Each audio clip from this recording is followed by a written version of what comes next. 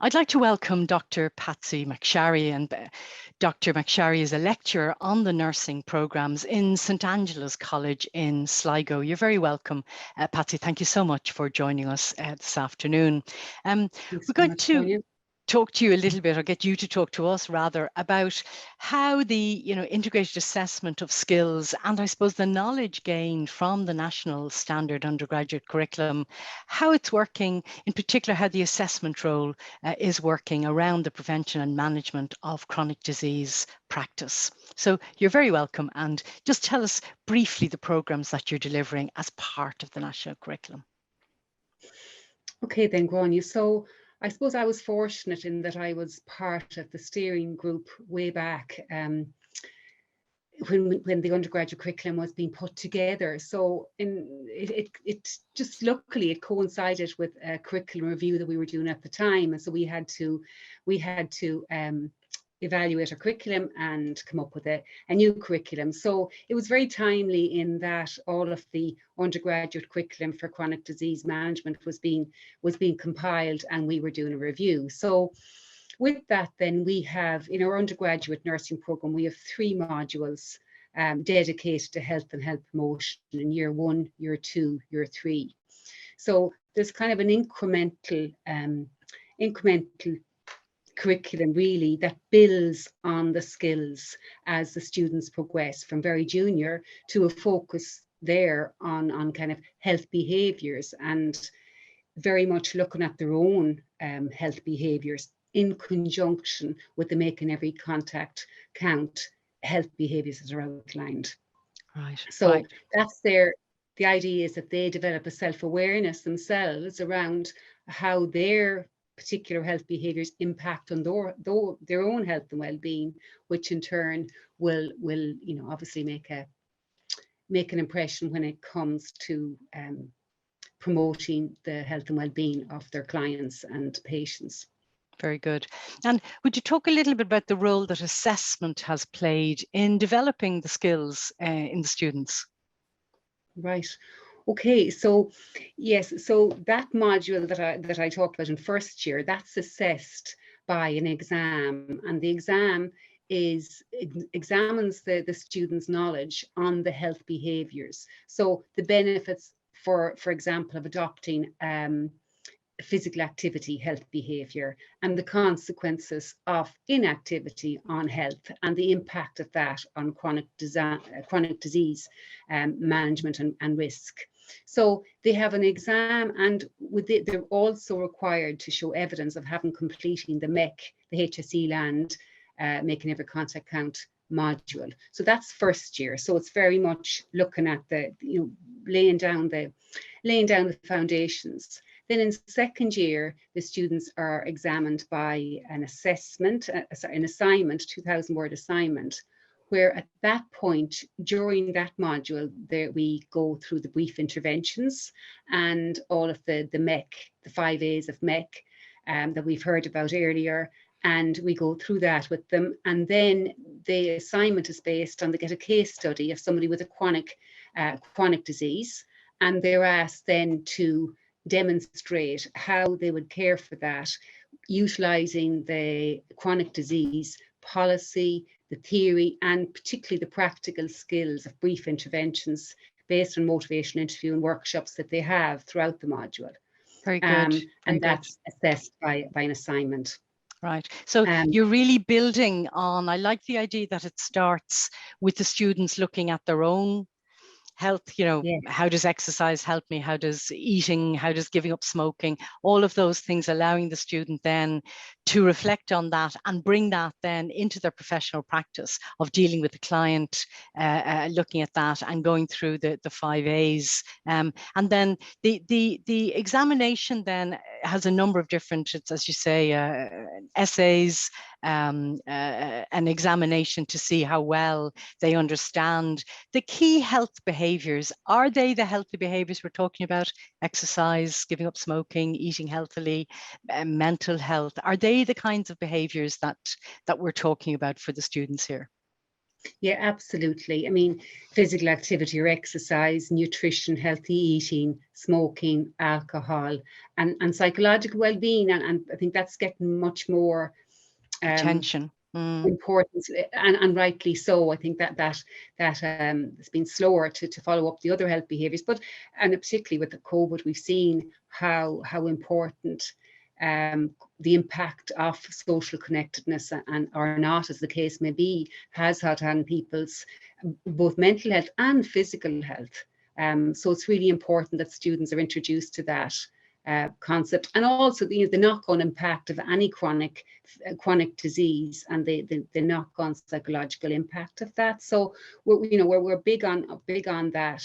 And then in third year, then we build further on it in that the assessment there is they're examined by a practical assessment of, we introduce them to health coaching as a type of extended brief interventions as they're progressing. They're now senior students and they're introduced to health coaching. And how does that work? How does health coaching work? So health coaching is very much whereby the nurse, in this case a healthcare professional, very much empowers the patient, the client, to take control of their own health, and you provide them with the skills to do that. Very much strengths-based approach. So you're looking at what's working, why is this working, and how can we apply some of these skills you're using to keep the stuff working to areas where maybe it's not working so well. So it's very much from a strengths-based, and we use things like positive psychology and appreciative inquiry form the and motivational interviewing, which builds very much on the brief interventions, form the underpinning foundations of health coaching. So that's always very well evaluated, and the students enjoy getting involved in the actual practice of that.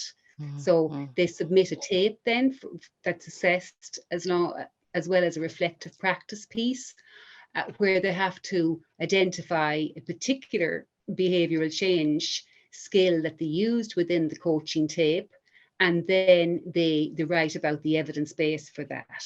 So so that seems to work really well, and it students find it helpful. Well, I can see how that the different levels of assessment, in many ways, they're deepening the knowledge and the practice of the practitioner, so that ultimately they're using this whole quite a complicated set of skills that they've built up over these years to allow them to facilitate a person or a family member to really self-manage an aspect of their health, which would see benefits to them in the longer run and in the long term. And certainly your description of the assessment, it sounds rigorous, it sounds detailed, but ultimately at the end of it, you now know, and the practitioners know, that they know what they're about, and certainly they'll be able to use those skills for the betterment. Anything about the programme that you're looking to the future thinking would improve it, or ways in which you'd hope to further develop it? And just to say, I mean, those modules I outlined are specific health and health promotion modules. Yes. But they don't happen in isolation. Also in third year, we have a specific focus on community nursing. So they undergo a unit of around community nursing and alongside health promotion 3. And here they visit the whole they visit Sláinte Care and the chronic disease model and the role of the nurse in community settings. Very good. And that's so that it tends to weave in. And also, of course, a big thing for our students, like all of the healthcare professional students, their clinical placement is huge. And so we want theory to impact practice, and we want it all. We wanted to tie in. So recently, the Nursing Midwifery Board have increased the number of minimum weeks that students have to undergo community placement. So now that's up to 6 weeks. So students have to undergo community placements, and a recent, they've have a variety of placements, but a recent new one is the Chronic Disease Management Hub, which has been a wonderful placement, and some of our students have already gone there, and obviously more to follow. And within that, then they have a competency assessment document that they get assessed in practice with the mentor preceptor in there, and they have specific indicators within their competency book that refers to being able to demonstrate skills of health behavior change to empower their clients on some, you know, with regard to some chronic disease behavioral change that they need to make. Very good. Very comprehensive. That's quite useful that it all ties in. Yeah, and also, as you say, there's such a huge move to community care and care in the community in the hubs, that the nurses are getting that practice and support through their assessment to be able to perform in those other spaces. Can I thank you for your time this afternoon and for taking us through what, as I said already, really is a rigorous assessment procedure, but resulting, I think, in great outcomes for the patients that come in contact with the students who have come through the programs with the assessment. Thank you so much, Patsy, for joining us this afternoon. Thank you very much, Grania. You've spoken about the undergraduate. Would you like to talk to us a little bit about the postgraduate element of the work as well? Okay, so here in St. Angela's, we have I think it's the only postgraduate applied health and wellness coaching program in the country. And it's a postgraduate master's postgraduate diploma in applied health and wellness coaching. So here, postgraduate students come on and take that program and are trained up in health coaching skills and practice. And that's very much underpinned by a chronic disease model. And it's, you know, the whole idea of health and wellness coaching in a long way comes from the fact that there is such an issue with chronic diseases, and the recognition that clients, you know, need to be much more empowered in managing their own health.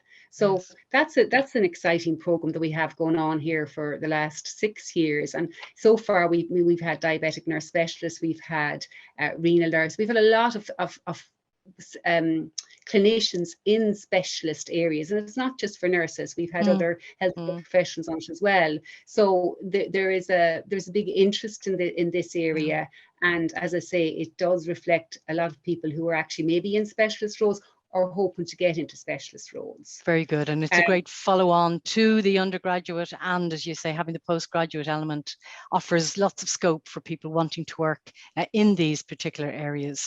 Patsy, thank you so much for your time this afternoon. Thank you very much.